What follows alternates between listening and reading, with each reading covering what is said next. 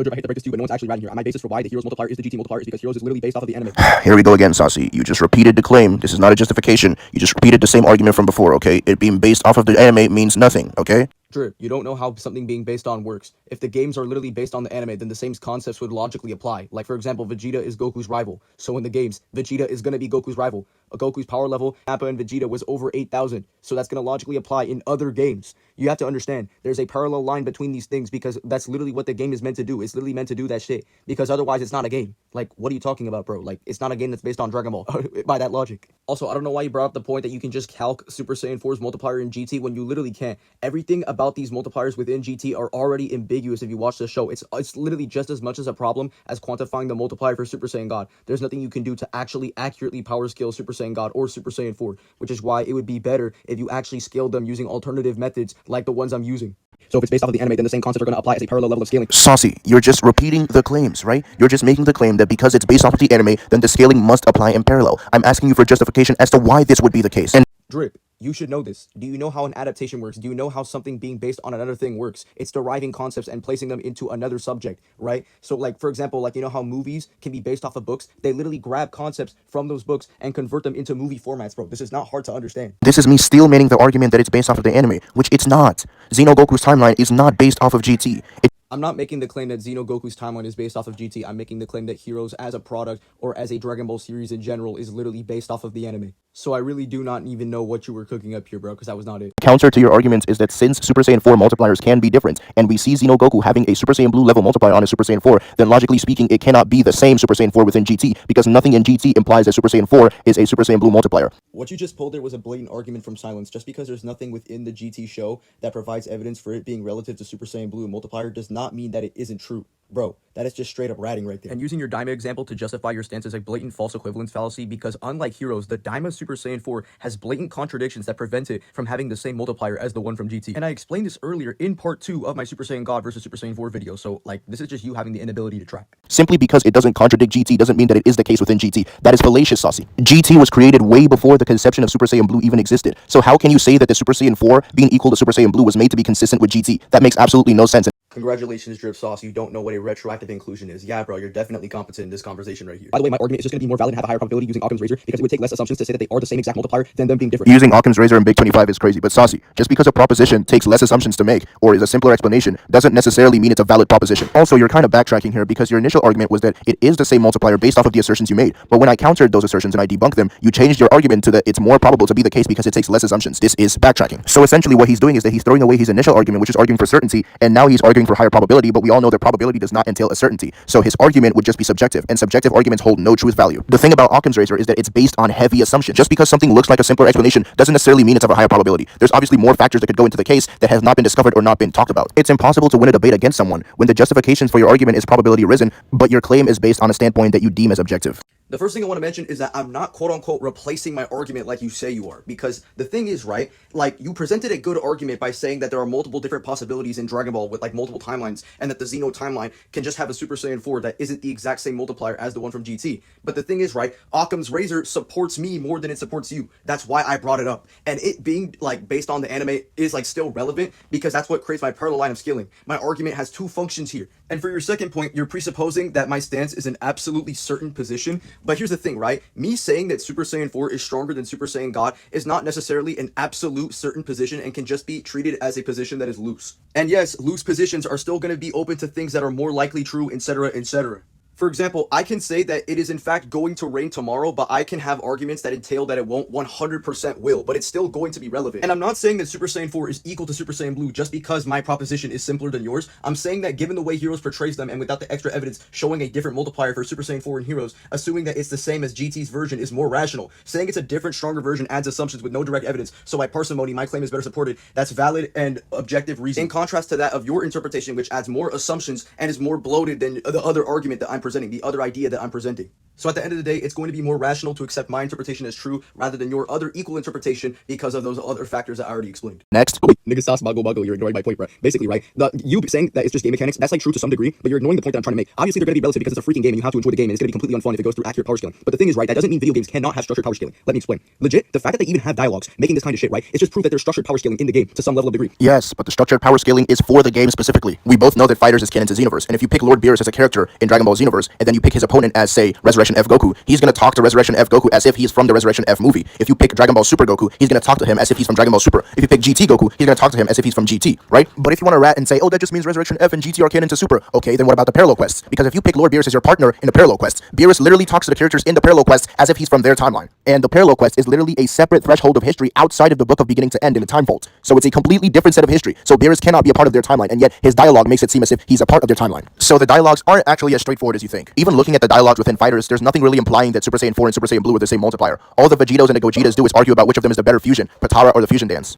I can perfectly understand that case with Beerus, but the thing is, Fighter Z doesn't really have that conditional problem. And the thing about Fighter Z is that I already gave you the dialogues that hint towards the fact that Super Saiyan Blue and Super Saiyan 4 are relative, as well as the dramatic finish between Super Saiyan 4 Gogeta and Super Saiyan Blue Vegeto, right? And I already explained earlier at the very beginning of my video that these games are literally based off the anime. So there's going to be a parallel of scaling that is going to be brought forth back to back. But then you go tell me to justify it as if you don't know what I'm talking about. I'm literally telling you that their power scaling is parallel, like in terms of structure, like they're deriving the concepts over to the game. It's literally just some transferring box shit type shit drip. You need to understand that. In fact, in the Fighter Z lore, Android 21 is actually OP, right? So just because it's a game, that's not mean that she's not OP. Like, bro, that was a literal plot point in the Fighter Z story. Like, it's not just game mechanics. Like, sometimes Fighter Z can actually have structured lore and power scaling. Saucy, there is a clear and cut difference between structured power scaling in the plot of the game and structured power scaling in the game mechanics itself. If you look at the Dragon Ball Heroes anime, Fu will literally one-shot any character from the Prison Planet arc. But if you put Fu in the game against them, it's going to imply that they are relative to some degree or in the same order of magnitude, which is obviously wrong and simply for game mechanics. No fucking shit, bro. Of course that's going to be game mechanics, but I'm talking about the dialogue of the game and the dramatic finishes of the game, right? That are completely independent from game mechanics. I don't understand why you're bringing up this board when I already refuted this argument in my last video. If you want to hear the refutation, then just go watch part 1 because I'm just not going to repeat myself. Saucy, you realize that this interpretation can actually go both ways, right? It's not limited to just one interpretation. Because yes, GT does take place in some future version of the Dragon Ball timeline, so chronologically it's supposed to come after Dragon Ball Super. However, the existence of GT was before Dragon Ball Super was even conceptualized, right? And these same staff, including Toriyama himself, also had involvement with GT. So them making the statement that Super Saiyan God is beyond everything could also include GT because GT was, existed before the concept of Battle Gods or Dragon Ball Super or anything like that. So the statement could also apply to that. Like, it's not strictly limited to one interpretation, Saucy. Don't try to make this look like it can only be one thing and not the other because that would just be a false dichotomy. I never made that claim. What the fuck? I never claimed that it's impossible for that interpretation to be true. But the thing is, right, the term everything is still ambiguous, right? So obviously it's going to be their burden for them to prove that their interpretation is the case. You don't have to make the claim again when your premise already implies that proposition, Saucy. In order for your proposition to hold an objective standpoint, you have to use reductio ad absurdum to prove that every other proposition is false. You have to argue that it's impossible for all those other propositions to be the case, and that anything other than your proposition would necessarily lead to an absurdity, which is why your proposition is true. You cannot be arguing for probabilities. And you don't have to? Like, bro, you're the one making all these extreme claims, right? And these extreme interpretations about a scan that could literally just be in reference to the inverse of the series, or like everything prior before Super Saiyan God's appearance chronologically with inside the verse, like, you know, Majin Buu, Cell Saga, that kind of shit. Like, you're taking this statement outside of the continuity. Like, there's nothing that proves that this statement goes outside of Battle of Gods. Like, bro, your same logic is the equivalent to, like, a car stopping because A, its battery is dead, or B, its battery is dead, and also because aliens fucking destroyed the batteries. Like, bro, what the fuck are you on about, bro? Holy shit, bro. The interpretation ratting is crazy. And that's why, kids, is that Occam's razor is actually relevant and brings logical conclusions and gives more fucking reliability than other statements and other things. Other completely bullshit interpretations like Super Saiyan God was described by Goku himself to be a power that he could never ever achieve by training on his own. Like, Goku literally says that now he knows that there's a power that he will never reach by training on his own, and it makes him mad, right? Spoiler alert, with the lore of Dragon Ball, you can reach Super Saiyan 4 by training. Like, you can reach Super Saiyan 4 by unlocking your Saiyan potential, like all that stuff. You can reach Super Saiyan 4 by training, you can even surpass Super Saiyan 4 by training. But Super Saiyan God was just this unreachable level of power. Like, the realm of the gods in Dragon Ball is just like a completely transcendent level over anything that Dragon Ball has ever shown prior. Like, Beerus is just a completely different league. There's literally nobody else in Dragon Ball Z or GT comparable to the likes of Beerus or any of the gods in Super. Like, they're just a completely different level, right? You're forgetting the fact that when Battle of Gods came out, Super Saiyan God was only achievable through a ritual, so it wouldn't be achievable through training. Saucy, why the fuck are we repeating Drip Sauce's argument as a part of our counter to his argument? It literally does nothing for us. Holy fucking track demon. I literally was trying to tell you that Super Saiyan God is only achievable through a ritual and not achievable through training. Because the thing is, right, you can train as hard as you can. You can literally surpass Super Saiyan God, but you won't get Super Saiyan God. It's the same logic that happened and was real in 2013. Like, you could literally be stronger than Super Saiyan God, but you would never get that shit because you never went through the ritual. But that in no way means that it's superior to Super Saiyan 4. What the fuck is this argument? Here you go again, not tracking the argument, Saucy. The argument is that Super Saiyan God cannot be achieved by any means that Goku has in his entire life, which he literally states. But Super Saiyan 4 can be and has been achieved by training and unlocking your Saiyan potential. So that logically follows that Super Saiyan God is superior to Super Saiyan 4 because Goku verbatim states that now he knows that there's a power level that he will never reach on his own no matter what he does, which makes him mad. It also makes sense lore-wise in Dragon Ball because hypothetically speaking, a Saiyan with the power of Super Saiyan or Super Saiyan 2 or Super Saiyan 3 with also the power of the Ozaru can hypothetically look at the full moon and then become an Ozaru while being a Super Saiyan and then somehow control it and become a Super Saiyan 4. Oh my god, bro.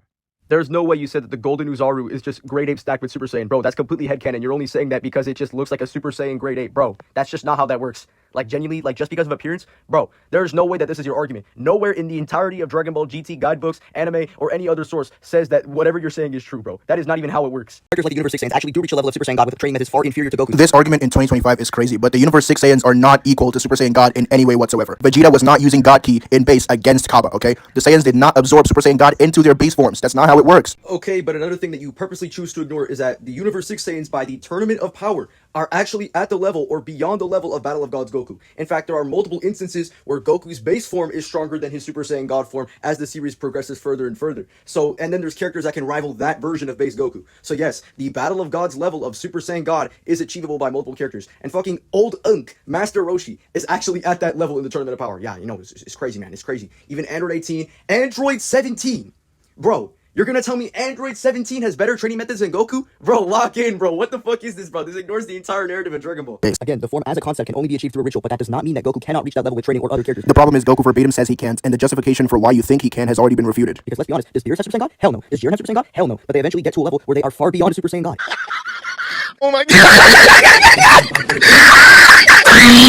I'm gonna fucking lose it if you keep making these cringe-ass arguments, bro. The statement is obviously in context to just Goku, as Goku verbatim says even if he trained his entire life and did everything he could never reach the level of Super Saiyan God. Oh, and by the way, one thing I forgot to mention is that in GT, Goku's training methods change, and we literally see this mathematically. Like, for example, in the Saiyan Saga, we saw his own training methods, and then he got to the level, like, relative to Vegeta in the Saiyan Saga. Then there's the Namek Saga, then the Cell Saga, then the Buu Saga. But when you actually quantify all of their training boosts, you notice that each one of them is, like, different, like, as time progresses. Like, they actually get bigger and way bigger, right? So that would just mean that Goku's present tense Buu Saga training would not be enough to reach Super Saiyan God, alright? Because the thing is, the GT training boosts can be completely different from the Buu Saga training boosts. So I don't know why Drip was trying to be smart here, because Goku, every arc, changes his training. It's so strong that there's literally nothing about them. The statement about the main cast is literally in context to everything in Dragon Ball Z. Drip, please reread the scan. You're just making another extreme interpretation. The scan would just mean that they're the strongest. That's it, bro. But that's literally what I said. What the fuck? It just means that they're the strongest and that there's nothing higher than them within their verse until the God show. Drip, please stop ignoring what I actually mean. It just means that they're the strongest within their own verse, not other continuities. It does not expand beyond that. It just means that there is nothing higher within their own verse. You keep doing this shit with the extreme interpretations. Possibly including even End of Z, because Toriyama had already intended to retcon End of Z by introducing new concepts like Dragon Ball Z, Battle God, and Dragon Ball Super. He already had in mind to retcon End of Z. I do hope you're aware that that statement is from 2017, which is way before Dragon Ball Super ever finished airing, and way before the Broly movie or the superhero movie, which blatantly contradicts the End of Z. So the thing is that sure, the End of Z could still happen, but it has to be retconned. It has to happen in a different way, which is what I was arguing initially, that the End of Z will be retconned. Things in the End of Z will have to be retconned, like Bulma's age, for example. Bulma is not going to look like she's 50 years old when she's constantly been using the Dragon Balls to make herself 5 to 10 years younger, only 1 year before the End of Z is supposed to be happening. That is a logical contradiction. Hi, Drip Sauce. Welcome to fiction, brother. Bro, I hope you realize that there's no contradiction with Bulma looking incredibly young and then Bulma looking incredibly old. Like, there's no actual contradiction to that shit, bro. Like, what are you talking about? Like, there's literally nothing in the laws of logic that contradicts this from being the case. By the way, that statement was made in 2022, which was for the superhero movie, so they literally acknowledge the existence of superhero Bulma, and they're like, yeah, End of Z's next, bro. And, I think my boy Steezy discussed with you on this topic, bro, but like, damn, and you blocked him, damn. That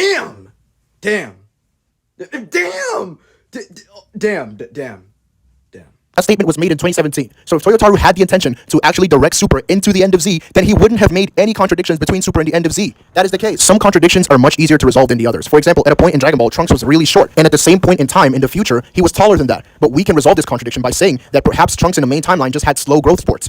Now, guys, I want you to pay really close attention to what Drip Sauce just said, because this is proof that he is biased for his own continuity, and this same logic can be said for Bulma. Let that sink in. Something like that. But the contradictions between the End of Z and Super are narrative contradictions. Because in Super, right, in the superhero movie, Bulma had repeatedly been using the Dragon Balls, like in the superhero movie and the Broly movie, Bulma had used the Dragon Balls multiple times to make herself 5 years younger. Multiple times. So there is no way that Bulma looks that old in 1 year when she had been repeatedly making herself multiple years younger. Yeah, and there's absolutely no way Trunks can be different heights in 2 different timelines. It's literally just 1 year until the End of Z. Bulma is not magically gonna get 50 years old. Like, it's just not gonna happen. You know what literally happens to narrative contradictions within Dragon Ball? Daizenshu literally makes it clear that most of the movies can't happen within the main continuity because of the glaring narrative contradictions. You see what he did there? Yup, so you need to pay attention. It's not going to be as reliable as the blatant feats shown in Heroes and the blatant statements and showings of them being connected in continuity, like I'm talking about Super being connected to GT. Well, I already refuted all of that, so you can't use it. I'm sorry. But anyway, right? They don't even know. Yeah, they don't even know the multipliers, bro. That's why they're saying perhaps. They don't really have the authority to make that statement. Well, maybe they do, but they're not definitive with it. Saucy, you're again not tracking the argument. The argument is not whether or not Super Saiyan 4 or Vegeta were stronger than one another, right? The argument is that for the fact that they are put in the same conversation has to mean that they are in the same order of magnitude. It wouldn't make any sense for them to be brought up in the same conversation if they weren't in the same order of magnitude.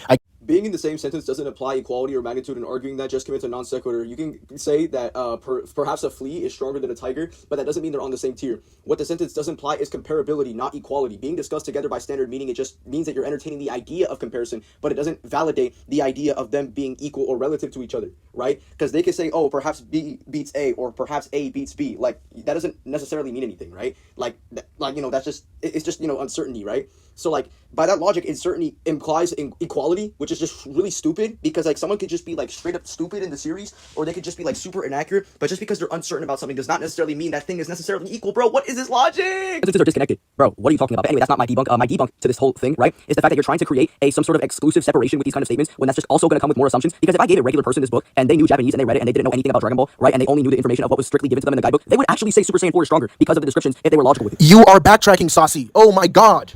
Jesus Christ, bro. You are literally admitting to the fact that if someone doesn't understand the context, he will misinterpret what is shown because he's going to assume that the guide is talking in a general sense. Yo, you cannot be talking about no general sense when you think the subspace exists in Super, bro. So everything in the Super Saiyan 4 part specifically refers to the Super Saiyan God part as well. Of course the average person is going to misinterpret the guide. They're probably going to think it's the exact same Goku. I wonder why. Like literally, but I can even flip this argument around, because I could argue that an average person reading the guide is going to look at Super Saiyan 4, Super Saiyan God. Oh, the God one must be stronger. This must be the peak of Goku's form since it's called God. That is how an average person is going to interpret it, not in the way you think, Saucy. I said a logical person, not a straight up special ed kid.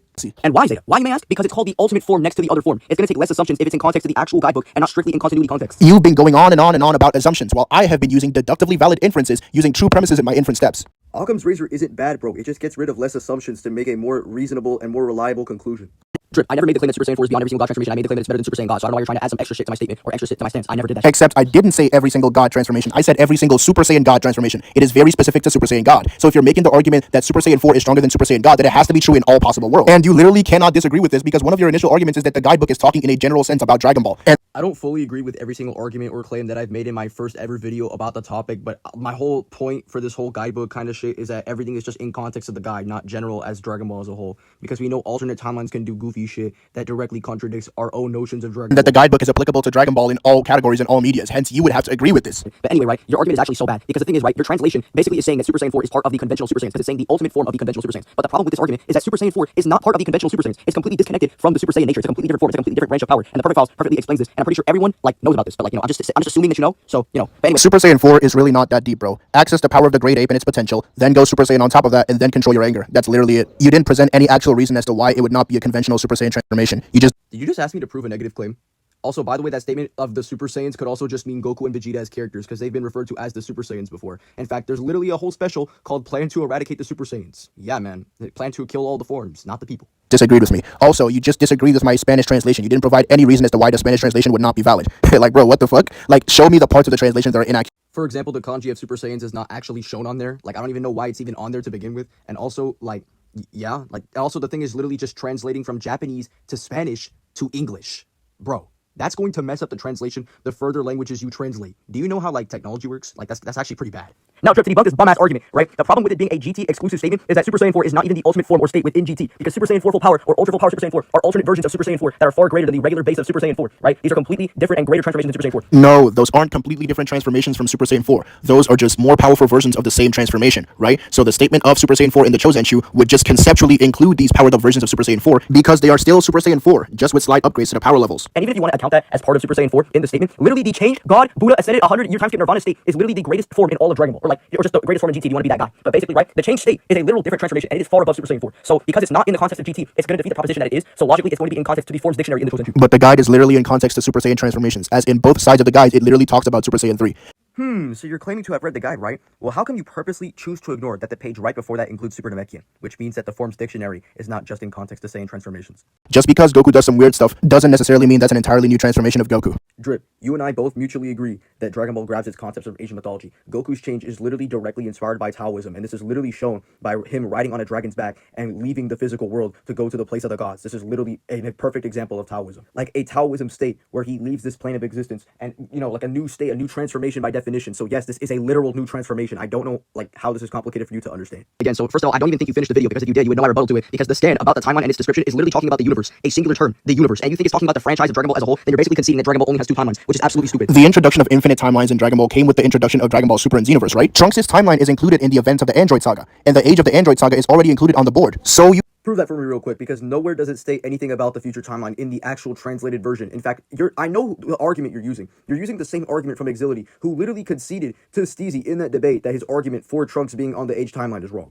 can have events relating to or involving different timelines on the board, because different timelines are still a part of the world of Dragon Ball, or the Dragon Ball universe. Those are the things in the Dragon Ball universe that were popular and available at the time, so it makes sense for them to be included on the same board. But So you're telling me it makes sense for multiple timelines to appear on a linear timeline graph on the same board? Wow, bro. Yeah, you're very rhetorical, bro. That's literally illogical. If the statement about the entire Dragon Ball universe is expanding across multiple different timelines, and all those timelines are accounted for in the Dragon Ball universe, but they're excluding other timelines, then they're basically conceding that there's only like a few of them. Like, bro, what are you talking about? That was my argument, but you really never chose to attack it, so you're just kind of, repeat yourself. as I said, it is an age timeline. It is stated to be an age timeline, so it's just displaying the different events from the different worlds of Dragon Ball on the ages that they belong to, right? World War II is an age timeline. Oh, and by the way, there are multiple continuities in World War II where a certain German man is actually a good guy. Oh my god, guys, I'm using Drip Sauce's logic right now. Oh my goodness. So that word universe or the Dragon Ball universe doesn't even matter. The fact that it's stated to be an age timeline completely defeats the idea that it's in reference to a singular universe or a singular timeline that contains the 12 macrocosms in Zeno's palace, right?